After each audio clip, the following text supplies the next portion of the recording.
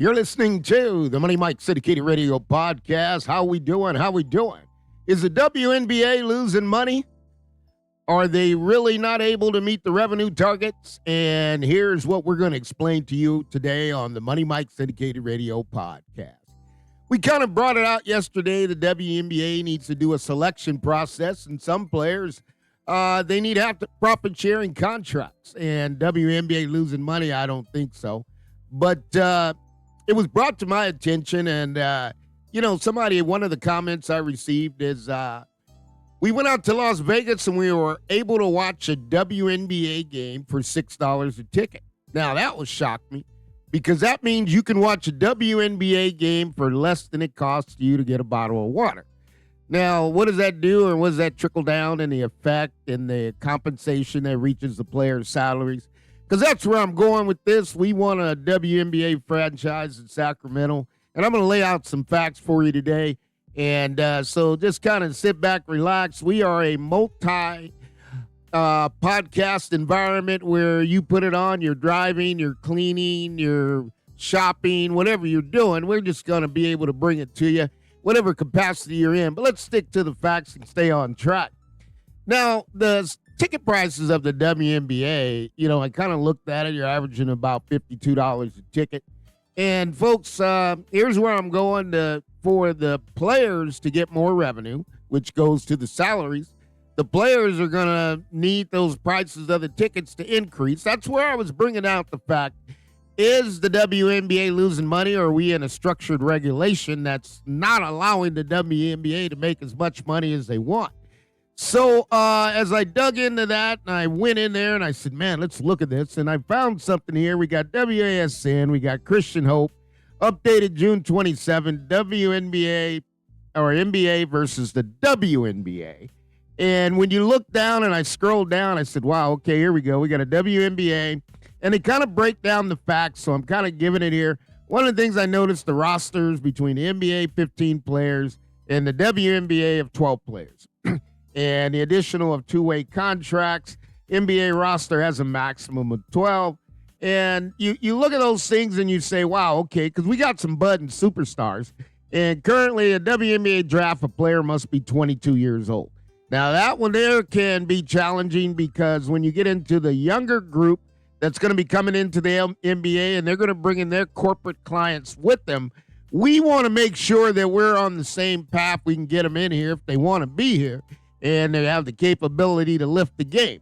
Now, what does it break down to as I start breaking this down, the difference between the two and making sure the salaries or compensation is coming across?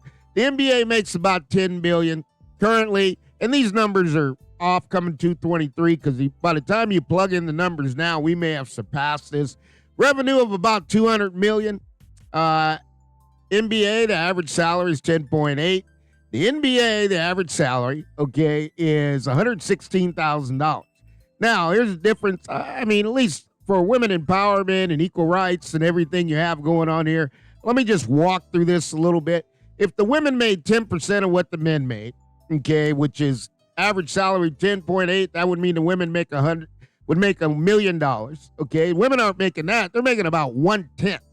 Now, I haven't seen a business model where you can make about 1/10 of the salary, and this is where the players and the collective bargaining agreement and everything that's in place. And I don't know, folks, here's where I'm at with this. I don't know if the WNBA needs to chart its own path, because trying to stay unified and mirrored within the NBA structure is really costing the WNBA some money. And when you look at this and you look at how it all kind of pencils itself out, folks, this costs the players money. And you got to look at this collectively. Okay, so you get in there, and the average ticket price for the NBA is $94, and the average ticket price for the WNBA is half. But that salary ain't coming up. That salary is 1/10 of what an NBA players make, and that's ridiculous.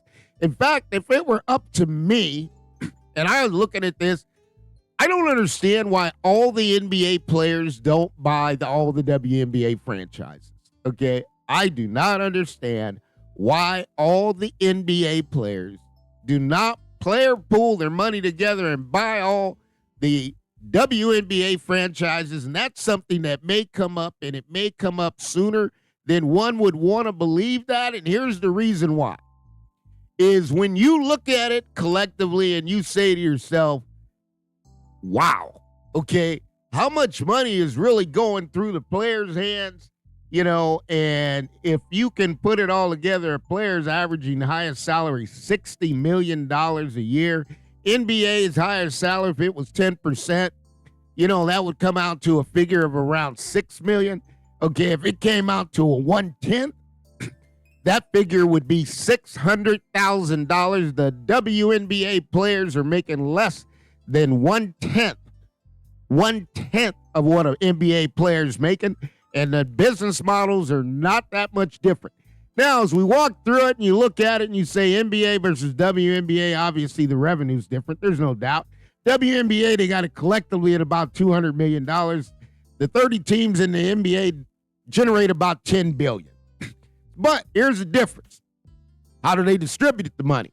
Well, the WNBA, the NBA is 50%. 50%, folks. When you get to the WNBA, it's a 75-25 split in favor of the league. Now, in 220, the WA opted out of the CBA for citing a 20.5% player revenue share.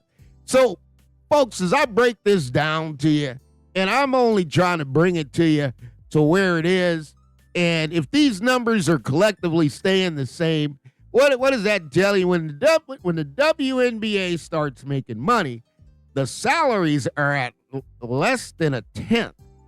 Okay, less than a tenth of a percent. Now, when I say less than a tenth from a corporate enterprise business, I'm looking at the numbers and I'm going through it. I had to go through, let's search the facts.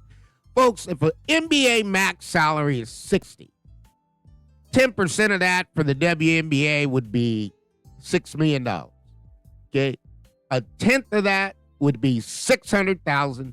The max I think a player is making in the WNBA is $241,000.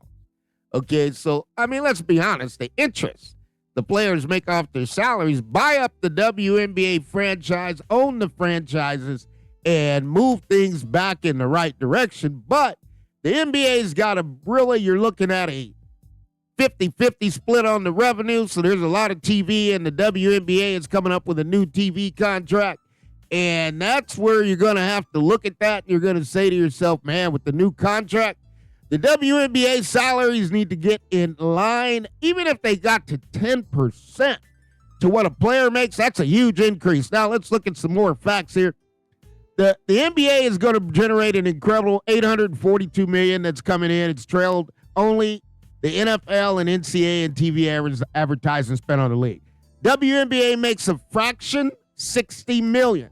However, the new deal coming up can go up to $240 million, and that was the projection before Caitlin Clark and the players started playing this year. They've been playing. That could go up to $500 million, and the players should go right up with it. Now, what did it do in viewership? The NBA Finals had the fewest viewers than last year, 11.6 to 12 million. The WNBA had 728,000 viewers for the finals. That was up 22%. Now, if the Indiana Fever, Chicago Sky, these teams get in, there's a new blood in there, those ratings can go very, very high. How much are each team's worth? Well, the average NBA team, the Boston Celtics just hit the market, and they won a championship because if you look at it collectively today, folks, and I'll share another insight that really, it brought to me, it was Mark Cuban. And Mark Cuban made a very interesting statement. He said, when I bought the team, I loved the Dallas Mavericks, and I was a season ticket holder, and I wanted the Mavericks to win, so I bought the team. He said, I sold half of the team this year, various reasons. Many say crypto, doesn't matter. Okay, he profited from what he paid.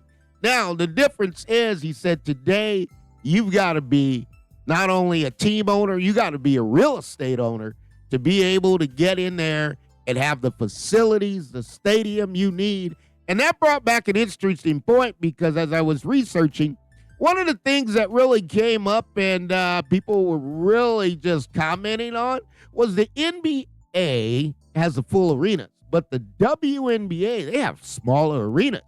And you saw some of that, of the requirements of the movement. Now, so you got a bigger fan base. Now, some are really struggling.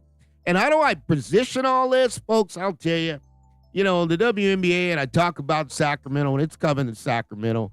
And one of the things I want to bring to the attention to all the WNBA fans, because, it's like the NBA had its fantastic. WNBA is fantastic. Players need to get more money. Now, you bring a team to Sacramento, we're not dealing with the small arena. We're dealing with the Golden One, 17,000 people. I think we can pack that. I think we got, there's no way we could lead the nation in AAU participation. That means players who are participating in amateur athletic union sports, that we could be sitting here and coming up and doing the numbers we can do. Now, here's the thing that is really shocking to me, because it seems like the WNBA has a unified salary cap, and that shouldn't be the case.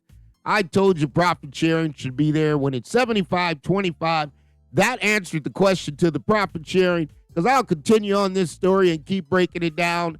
But here's my point I'm trying to prove. If you get average, the collective bargaining agreement says 75-25 split, but you have a player like, say, Angel Reese, Asia Wilson, Joel Lloyd, you keep going on, and you got Caitlin Clark. Well, that player deserves a 50-50. Okay, not just the 75-25. I get it. Some people are comfortable. They're happy. That's where they are. But the new players are bringing a client base, and a client base is a fan base that people are coming to watch them play. Okay, and if with Sacramento, man, I have two acquisitions we would want to make right away. We'd want to get Chelsea Gray, who is Sac Future, okay, coming in there, the person that really engaged me in women's basketball, Coach Belita Johnson. They were part of Sac Future. And the other is Gabby Williams, and that's because Sharice Green trained Gabby Williams, was a mentor all the way up. Matt Williams, one of my friends, ups and downs in life, but still a friend. And what happened is he passed away. That was his daughter. And Matt used to throw the biggest events in the women's basketball and the support and everything he had for it. So in Sacramento, we got a little bit more money to spend. California, everything costs more. But those are the two acquisitions. And the NBA, the WNBA's got to look at it from a salary cap standpoint. And they got to say, man, if owners want to spend more money, why are we regulating the owners? Because that's really what's happened. It's got to get in a regulation. And when you get in there in regulation and what's happening, these were the previous numbers. And I'll step into these numbers because this is important. Which league is more internationally driven? The WNBA or the NBA? The NBA or the WNBA? Okay, so when you looked at it, the NBA, the WNBA has 23 international players representing 14 countries. NBA has got 125 international representing 42. Okay, so what is the game doing now? There's more international players, I can tell you now. They want to come, the money gets right, the new contract, they want to come put a stamp on the WNBA. And the WNBA wants that because you want to have the best players, okay? And when you have the best players, that gives you a huge advantage. Now, what is the average NBA salary? Well, we already know that. You're talking 10.8, and you're getting down here to the average salary is a WNBA player is actually $147,000 for the 224 season. Now, if you're going to sell the tickets, and, Caitlin Clark's price of the ticket starts at $109 to get in the building, okay? And if you're in Sacramento, we all understand that, folks, we run events and basketball and tournaments. It costs you $10, $15, $25 to get in the door. You can't get in for cheap. And that's just watching in a high school gym. You put it in an arena. We're going to average somewhere about $100 a ticket. And the more we get closer to the court side and the amount of stars and everything we got here, and we got the NBA players, we got the Oakland A's are going to come over and watch the games. We got everything. We got Niners that come up here. You got Raiders that come in. You got a lot of things that are going to happen in Sacramento. That's the hub. It's always been the hub. The airport's there. It's just primed to make the WNBA a lot of money. And when I look at these things here, to be successful in that transition, and what is Money Mike saying? Well, if we get an opportunity to have a team and the team's going to be in Sacramento, we got to pay the players. And we got to have revenue that's going to drive that to allow those players to be successful. And, you know, we got to look at this because the viewership is changing and the amount of viewers. And here's where I'm going with this, because you got to look at the viewership and where's the money coming. Because if you did it collectively, obviously you got a national brand, or you got ESPN, you got Disney wants to have it. You got the Amazon is involved. Amazon's doing a great job. Amazon's stepping in the gap. Amazon's here to stay. Amazon's ready to take a bigger bite in everything that has to do with sports, and they are doing it. And they got the WNBA, they got Thursday Night Football, Prime, you name it, they're doing it. But in the viewership, the NBA viewership is one significant of sports population in the world. 27% of the Americans watch it. Okay, average 11.3 million watch the NBA Finals.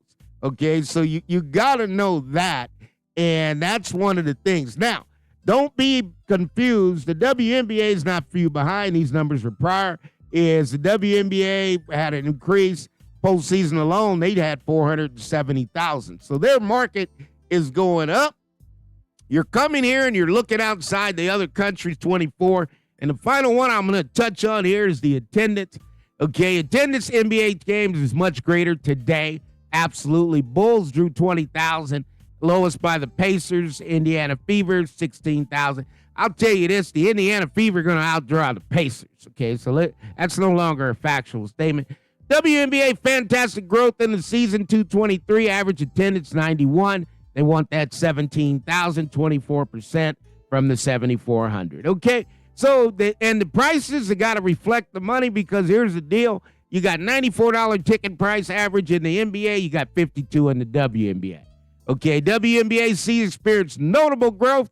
Average 505,000 viewers, 21% increase. All right, so what is Money Mike as we close? What I'm saying, folks, the money's there. The money's sitting on the table.